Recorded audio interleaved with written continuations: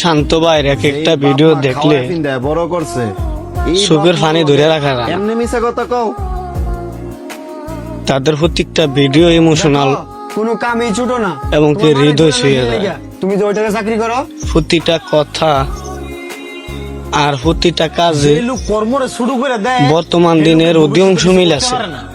আমি চাকরি ভিডিওটা দেখেন, মাস শেষে ভালো একটা যদি ভালো লাগে অবশ্যই ভিডিওটা শেয়ার করে দিবেন। এতে তারা অনেক খুশি। ধন্যবাদ। আর আমার কয়েকটা মিথ্যা কথাতে যদি আমার ফ্যামিলি অনেক খুশি থাকে, এটা কি ভালো না?